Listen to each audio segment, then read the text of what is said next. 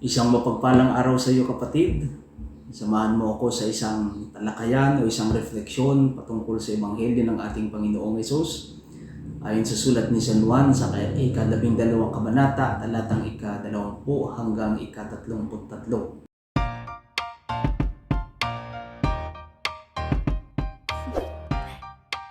Do you want to know?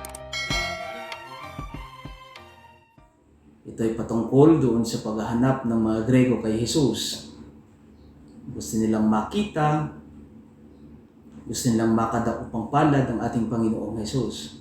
Ngunit, lingid doon sa ating kaalaman, yung tunay na intensyon ng mga Grego kung bakit gusto nilang makadaupang palad ang ating Panginoong Jesus.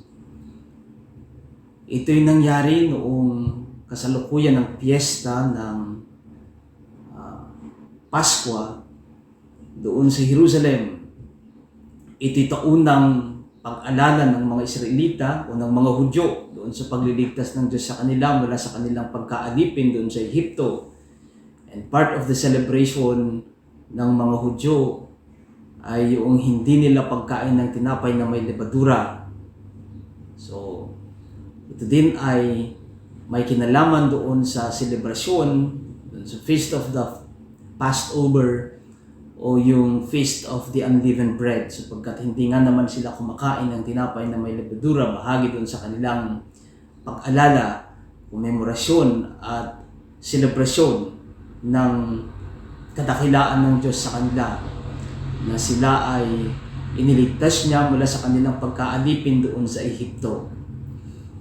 Jesus' identity was exposed not only to the religious leaders and ordinary Jewish citizens of his time, isn't it? He was known by the Greeks. So, ibig sabihin, the Gentiles, the people outside of the Jewish faith. So while the reason why the Greeks were seeking after Jesus remains concealed, hindi naman natin alam kung bakit nga naman nila sila hinahanap o bakit nga naman nila hinahanap ang ating Panginoong Jesus. Since the gospel lesson is very silent on that particular intention, on that particular reason why these Greeks were seeking Jesus. I presume that the depth of Jesus' wisdom and uniqueness of his teachings caught the attention of these wisdom seekers and learning chasers, Greeks. Napakahalaga kasi sa kanila yung karunungan. Yun yung kanilang buhay. Doon umiikot yung kanilang buhay. Doon sa karunungan. They learn to love wisdom and they practically love wisdom. Greeks are well known of their love for learning and wisdom in ancient civilization. So the wisdom of Plato, Socrates, Aristotle, etc., to name a few. The Greeks dedicated their lives in an intentional activity that seeks after learning and education. Wisdom and learning is their life. And so what caught their attention upon this ordinary man from Nazareth was his exceptional wisdom, proven by his teachings and validated by his logical and theological reasoning that surpasses the pedagogical discourses of the teachers of the law.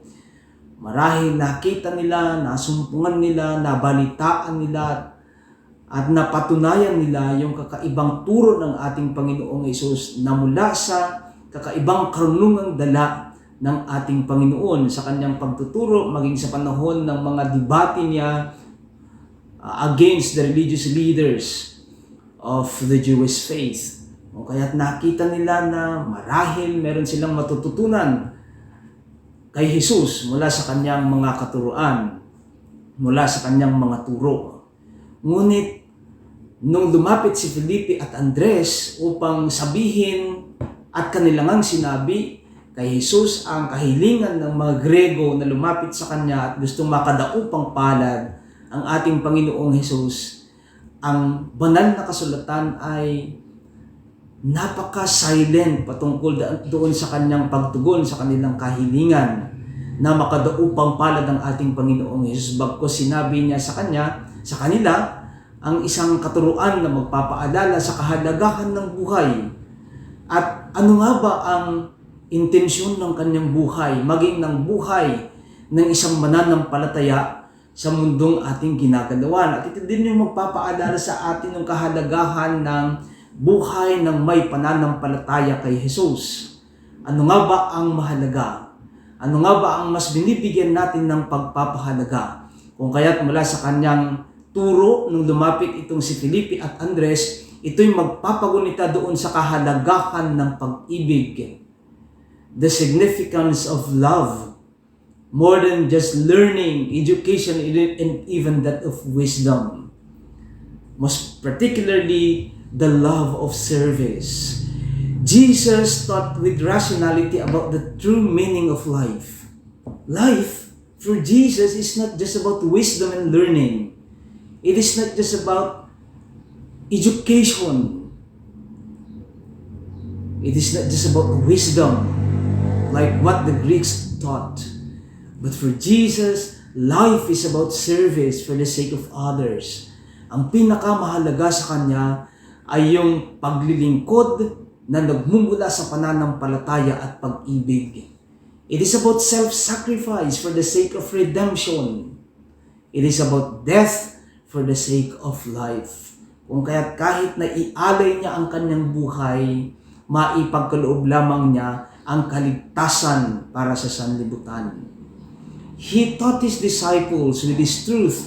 Sabi ng ating Panginoong Hesus sa kanyang mga alagad, nung nagtungo sila kay Jesus at sinabi ang kahilingan ng mga Grego o kagustuhan ng mga Grego na siya ay makadaupang palad, ang turo niya sa kanila, unless a grain of wheat falls into the ground and dies, it remains by itself.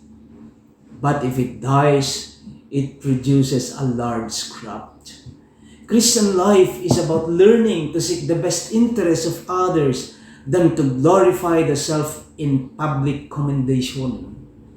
Hindi lamang yung sense of entitlement. Hindi lamang yung sense of self-glorification.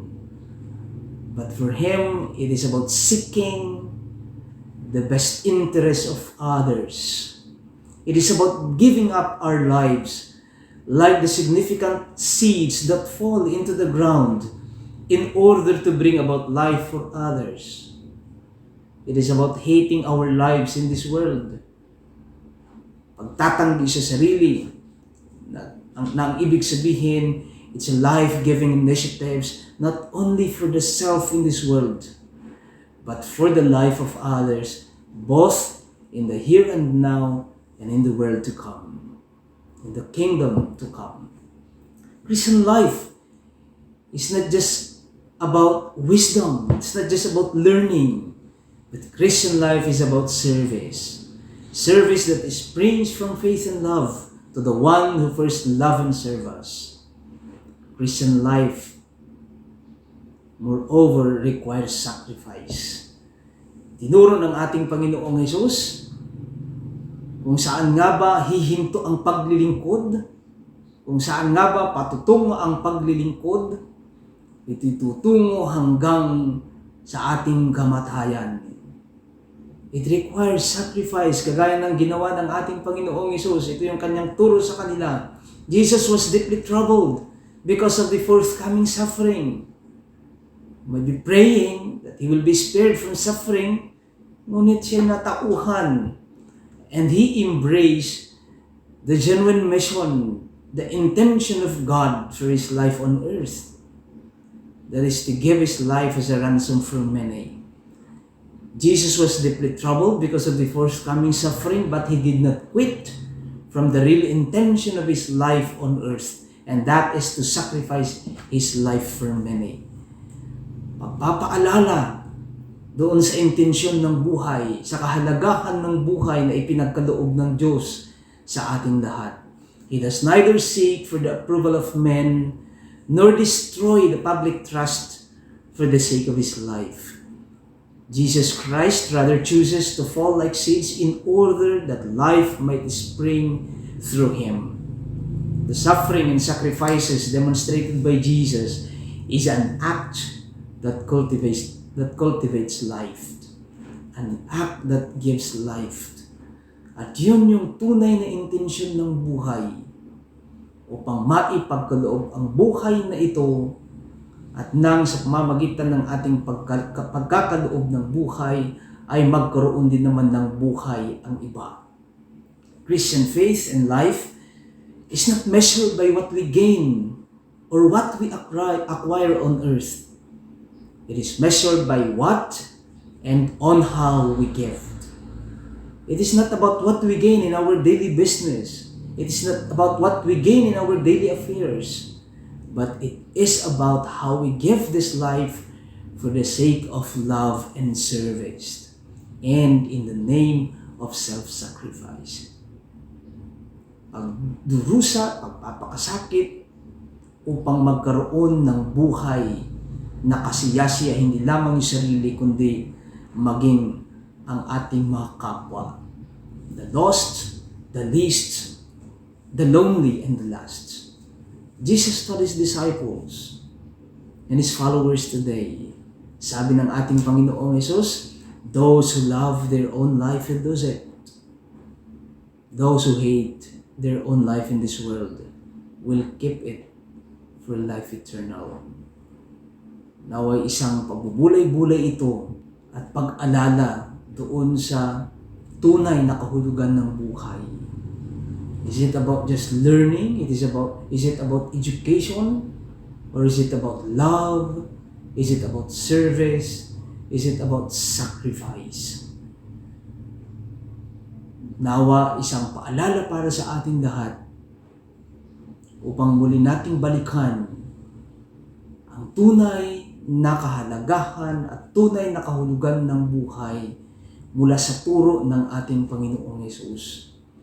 Buhay na punong-puno ng pag-ibig o pagmamahal. Buhay na nakasentro sa paglilingkod sa Diyos at kapwa. At buhay na punong-puno ng pagsasakripisyo.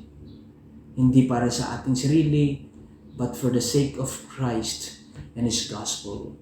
Muli, isang mapagpalang araw sa iyo kapatid at pagpalain ka nawa ng ating Panginoon.